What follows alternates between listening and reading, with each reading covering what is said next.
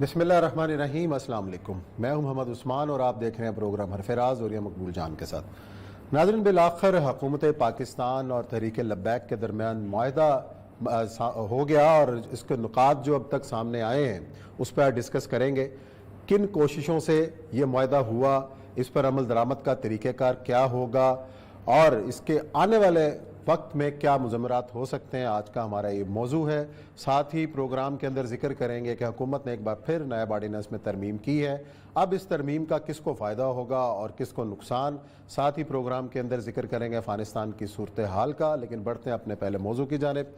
और ये साहब, अगर हम गुज़िश्ता 10 दिन के वाक़यात के ऊपर नज़र दौड़ाएँ और जो वफाकी वज़रा के जो बयानात थे कि जी कल अदम है, भारत से फंडिंग होती है, ये है वो है, क्या कुछ नहीं कहा गया एक ज़िम्मेदारान अफराद की जानिब से। और उसके बाद फिर हम देखते हैं कि मामला मुज़ाकरात की मेज़ के ऊपर आता है और उलमा इकराम अपना किरदार अदा करते हैं, हमारे आर्मी चीफ अपना किरदार अदा करते हैं, तमाम जो स्टेक होल्डर्स हैं वो आते हैं और बिलाखिर मुआहदा तय पा जाता है। लेकिन इस मुआहदे को मंजर आम पे नहीं लाया गया। ज़ाहिर है आप इस तमाम तर प्रोसेस के अंदर भी शरीक रहे हैं, मुआहदे के नुकात का भी आपको इल्म होगा।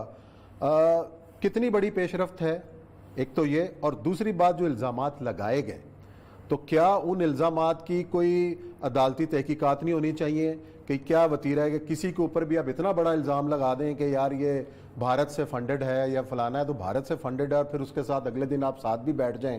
तो ये जो तर्ज़ अमल है ये कितना नुकसानदेह है। और उसके बाद फिर इस तरीके लब्बैक का जो मुस्तकबिल है, अब उसकी जो शक्ल होगी वो क्या होगी। देखिए, मैं बहुत सारी चीज़ें, क्योंकि बात अब तो वायदा हो गया है, मैं बहुत सारी चीज़ें आपको बताना चाहता हूँ। इसलिए कि पहली बात यह है कि गवर्नमेंट या इमरान खान साहब या बाकी लोग जो हैं ये किसी किस्म का एक्शन करने से पहले अपनी स्ट्रेंथ को एवेल्युएट कर लें।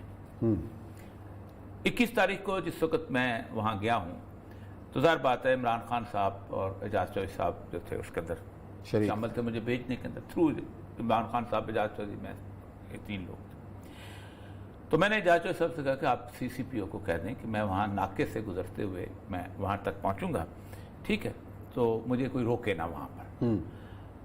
तो तहरीक लब्बैक वालों ने उससे पहले मुझे अपना पूरा इख्तियार दे दिया था कि आप हमारी तरफ से सालिस हैं विद मैक्सिमम। अगर मैं मैक्सिमम बता दूं तो लोगों की आंखें फटी की फटी रह जाएं। अच्छा, ठीक।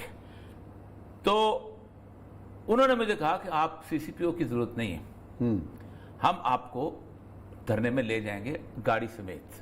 अच्छा। और ये वो वक्त है कि जब पूरे का पूरा धरना कॉर्डन ऑफ हो चुका हुआ है, पूरे का पूरा वो सारा इलाका जो है उसके ऊपर ट्रैफिक बंद हो चुकी हुई है, हर चीज खत्म हो चुकी है और हलाकतें नहीं हुई थी। हलाकतें नहीं हुई थी।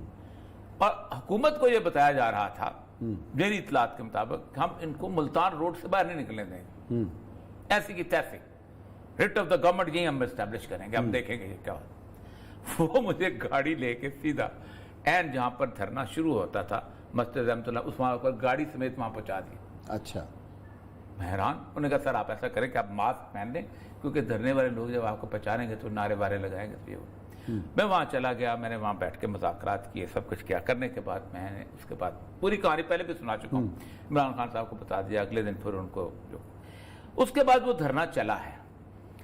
अब वो लोग जिन्होंने एक अरसा ब्रीफिंग दी थी इमरान खान साहब को कि ये चंद लोग हैं, ये चंद शरारती लोग हैं, इनको हम ये करते हैं, इनको कुचल के रखते हैं, आज अगर इनकी बात मान ली कल PDM की बात माननी पड़ेगी, कल फलां की बात माननी पड़ेगी, ये लोग आपको ब्लैकमेल कर रहे हैं, ये जज्बात से खेल रहे हैं, ये मजहबी कार्ड है, ये है वो है सारा।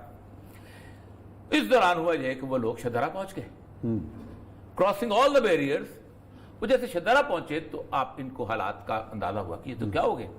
फिर रात को शेख रशीद भी आए और नूरुल्लाह काजी भी आए और बाकी लोग भी आए और फिर एक जगह पे इनको इकट्ठा किया गया। इकट्ठा करने के बाद इनके साथ कुछ मामला तय किए गए। देखिए ना, मतलब जब आप तय कर लेते हैं ना, एक सुप्रीम कोर्ट का फैसला है कि अगर हुकूमत ही अपने वादे को पूरा नहीं करेगी तो आम आदमी कहां से करेगा। नहीं, जब आपने कहा कि जब मामला तय हुए 2 वुज़रा के साथ, ये शादरे में हुए, जब शादरा पहुंच चुके हैं, के बाद उसके बाद जो सादों में बैठे, सादों की में तो सारा वो हुआ, सादों की बात सादों की बात। अच्छा। वो जब वो चल पड़े, वो चल रहे हैं, ये यहाँ पर बैठे हुए हैं। उन्होंने साद रिजवी साहब को भी निकाला जेल से, 5 शूरा के मेंबरों को भी निकाला और भी बहुत सारे लोग, 12 के करीब लोगों को वहां बुलाया। शेख रशीद साहब उसको हेड कर रहे थे। साद रशीद ने आते ही कहा कि मैं इस शख्स से مذاکرات نہیں کرنا چاہوں گا. اچھا. جس پہ شیخ رشید اٹھ کے جانے لگا تو انہوں نے کہا نہیں ان کو رہنے دے. باقی لوگوں نے سمجھایا کہ اور کون ہے حکومت میں؟ وزیر داخلہ. وزیر داخلہ سب سے بڑی طاقت ہوتی ہے. تو وزیر داخلہ صاحب نے مذاکرات کیے, کو 300 بندے چھوڑے, ان کو کہا کہ آپ ایک راستہ کھلا کر دیں اور ہم جا کے بات کر لیں گے. یہ بات ہے 22 تاریخ 21 کی 22 تاریخ شام 22 کے بعد جب وہ نکل چکے ہوئے تھے. اگلے دن انہوں نے راستہ کھلا کر دیا, ایک سے ایک سائڈ چلنا شروع. یہ مرید کے پہ بیٹھے ہوئے جی مرید کے. اس کے بعد شیخ رشید صاحب نے جہاں جا کے ایک بہت بڑی غلط بیانی دی کہ وہ کہتے ہیں جی فرانس کا سفیر واپس کرو. نہ سفیر ہے نہ کچھ اور ہے. میرے ساتھ جو طے ہوا تھا اس میں فرانس کے سفیر کی بات سمجھ. وہ کہتے ہیں خادم حسین رضوی صاحب جو تھے یہ معاملہ طے کر چکے ہوئے تھے. معاملہ ہے حکومت کی کورٹ میں کہ انہوں نے جب سفیر جو قرارداد پیش کی ہے اس قرارداد پہ ووٹنگ کرائیں. اور ووٹنگ میں پتہ چل جائے گا نون لیگ کہاں ہے, پیپل پارٹی کہاں ہے, ایم کیو ایم کہاں ہے, فلاں کہاں ہے, حرمت رسول. اور سارے لوگ ڈرتے تو اسی بات پہ ہیں. اور اس سے پتہ چل جائے گا, اور جب وہ ووٹنگ ہو جائے گی وہ پکڑا کے فرانس کے سفیر کے ہاتھ میں پکڑا کہ جی ہمارے لوگ یہ کہتے ہیں, وہ واپس بھیجنا نہ بھیجنا برابر ہو جاتا ہے اس کا. پرسانا نان گریٹا جب آپ قرار دے دیں کسی کو ناپسندیدہ شخصیت قرار دینا یہی کافی ہوتا ہے انٹرنیشنل اس کے نارمز کے اندر.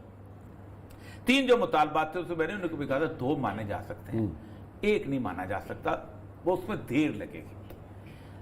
اس کے بعد اس کا فواد چوہدری صاحب آ گئے. فواد چوہدری صاحب نے اپنی ایک منطق پیدا شروع کر دی. انہوں نے وہ کام شروع کیا. میں آج یشونت سینہ کا ایک سٹیٹمنٹ سن رہا تھا. اس نے آ کے کشمیر سے آیا واپس اور اس نے آ کے بیان دیا. اس نے کہا کہ ایک ہوتی ہے ریٹ آف دا گورنمنٹ اور ریاست. وہ ریاست جو ہوتی ہے وہ بنیادی طور پر کسی بدماش کا ڈیرا نہیں ہوتی کہ میرے 4 مرے ہیں تو میں 40 مار کے آؤں گا. وہ 40 جو مارتے ہیں وہ بھی ریاست کے بچے ہوتے ہیں. صحیح ہے. وہ کسی اور کے نہیں ہوتے. ریاست کرتی یہ ہے کہ اگر 2 مر گئے ہیں اپنے تو چلو یار اگر 2 کی زندگی چلی گئی ہے تو باقی 20 کی میں بچا لوں. لیکن انہوں نے اس طرح کی باتیں شروع کر دی. اب یہ معاملہ چلتے چلتے وہ آگے جا کے وہ اس میں پہنچ گئے سادوکی میں اور کاموکی میں ملینز جیسے کہتے ہیں من جو تھے نا وہ ان کے اوپر پول کی پتیاں نچھاور کی گئیں. لوگ آ کے نکلنا شروع ہوئے, گجرانوالہ تک پہنچ. اس دوران ساری شورا جو ہے اس کو اٹھا کے پنڈی لے جایا گیا. اچھا. پنڈی لے جا کے ایک ریسٹ ہاؤس میں رکھ دیا گیا. اس دوران میری بات ہوئی جب ایک شورا کے رکن سے, تو انہوں نے کہا جی 3 دن سے ہم یہاں پر ہیں, ہمارے ساتھ کوئی مذاکرات نہیں ہوئے, کسی نے بھی نہیں کیے. یہاں سے ایک گورنمنٹ نے ان لوگوں کی کمیٹی بنائی جو واقعی ناقابل یقین حد تک مجھے لگتا تھا کہ یہ اس میں لوگ سیریس ہی نہیں. حامد رضا کو سربراہ بنایا گیا تھا. کیوں؟ اور حامد رضا جس کی مسجد میں آخری ٹی ایل پی سے لڑائی ہوئی ہے اور اس نے ٹی ایل پی کو جوتے مار کے باہر نکال دیا کہ تم سیاسی نعرہ لگاتے ہو لبیک کا.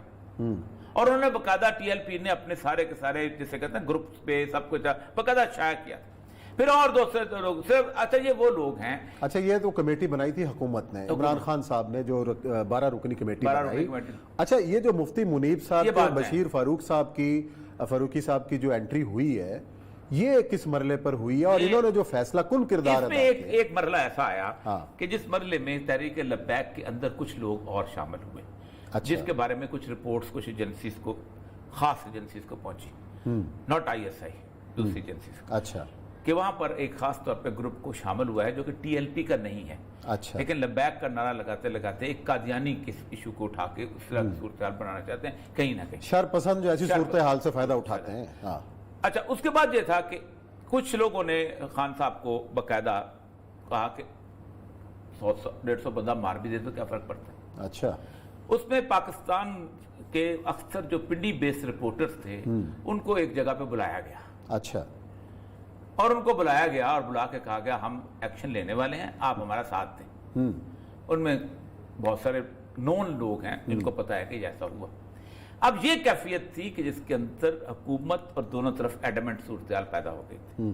اور ایسی کس میں مطلب سیکورٹی کونسل کے اندر باقاعدہ تینوں آرمی چیف اور chief of joint chief of company جو ہوتا ہے, chairman joint chief of company جو ہے, انہوں نے کہا کہ ہم آپ کے ساتھ ہیں all for all purposes.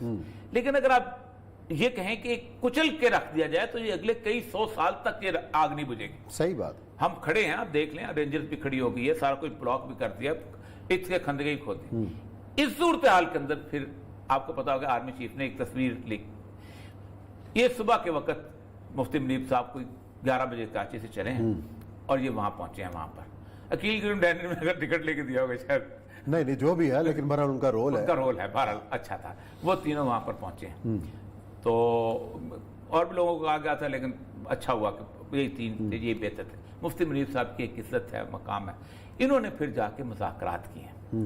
پھر وہ سارے کے سارے لوگ جو اینٹی رائٹ تھے, اینٹی ٹی ایل پی تھے, وہ سارے کے سارے نکال دیے گئے. ایک نئی کمیٹی بنائی گئی جو نمبر 1 علی محمد خان مذہبی آدمی, اسد کیسر جمعیت سے تعلق سارا کچھ ہر چیز, اور تیسرا شاہ محمود قریشی پیر صاحب ہیں, بڑی منتا ہے, سب کچھ ہے, خود گدی نشین. ان تینوں کو بلایا گیا. ان تینوں کو وہاں پر انہوں نے بھیجا, اور اس تینوں کے بعد یہ لے کے وہ چلے گئے وہاں پر. اس طرح پھر مجھ سے رابطہ ہوا کہ وہ چلے گئے ہیں واپس, نے پریشانی شروع ہو گئی.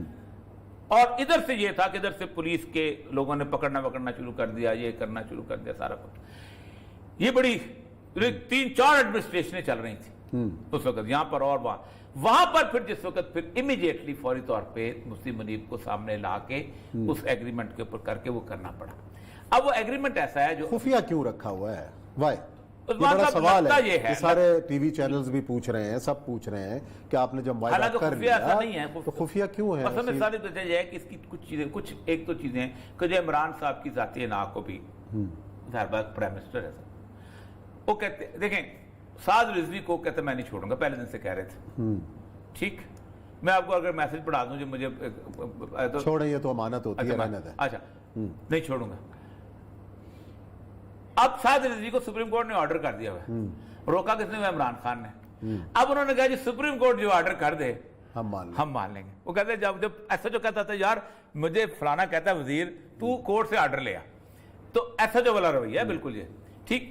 تو وہ انہوں نے کہا کہ ایک تو یہ ہو جائے گا, باقی ٹی ایل پی کا جو ہے وہ پروسیس ہونا ہے, وہ جا کے واپس ہونا ہے. اچھا, یہ رہا ہوں گے, جا کے دھرنے میں خطاب کریں گے, پھر وہاں سے اٹھیں گے لوگ. پھر دھرنا میرا خیال یہ ہے کہ کچھ دن تک, ابھی کم از کم انہوں نے کہا 50% تک ہمارے مطالبات پورے ہو جائیں تو ہم چلیں. 50% نے سعد رضوی وغیرہ یہ وہ شفیق امینی صاحب کو رہا کر دیا, وہ پہنچ بھی گئے تھے پنڈی سے, وہاں پہنچ گئے تھے, مفتی منیب کے ساتھ آئے تھے, اور بھی لوگ, باقی بھی جتنے بھی لوگ جو باہر تھے. پھر کیسز کا مسئلہ آئے گا. اب کیسز کا مسئلہ جو ہوتا ہے کہ وہ عدالتوں کا معاملہ ہوتا ہے, وہ بلوے کا. لیکن اصل چیز عثمان صاحب یہ ہے کہ مجھے لگتا یہ ہے, میرا ایک ہنچ کہتا ہے کہ یہ کوئی 15-20 دن کا کام ہے. اچھا, یہ جو چاند گرہن نہیں ہے 20 تاریخ کا, اچھا, یہ اس کے بعد میرا خیال ہے یہ ختم ہو جائے گا. نہیں اتنا لمبا کیسے, سردی بھی ہے, اور یہ صاحب باہر بیچارے سڑک پہ بیٹھے ہیں. میرا خیال ہے چلو 15 تک 10 تک ہو جائے گا, کچھ ہو جائے گا جلدی, امید یہ رکھنی چاہیے کہ جلدی ہو جائے گا. لیکن جو میرا سوال تھا, میرا خیال ہے وقت ہمارا ختم ہو رہا ہے, کہ اب مستقبل جو ہے وہ تحریک لبیک کا, دیکھیں 2 بڑی اہم چیزیں ہوئی ہیں. ایک تو یہ ہے کہ تحریک لبیک کو کل عدم نہیں کہا گیا کل, اور یہ پہلی دفعہ ہوا ہے کہ دونوں سائڈ کے شہداء کے لیے فاتحہ کہی گئی. صحیح ہے, پولیس والوں کے لیے بھی اور ان کے لیے بھی, یہ پہلی دفعہ ہوا ہے. چلو جی ناظرین, یہاں بریک لیتے ہیں, بریک کے بعد آئیں گے اور ذکر کریں گے نیب آرڈیننس میں کہ اب کون کون سی اس میں تبدیلیاں کی گئی ہیں اور کس کا فائدہ اور کس کا نقصان.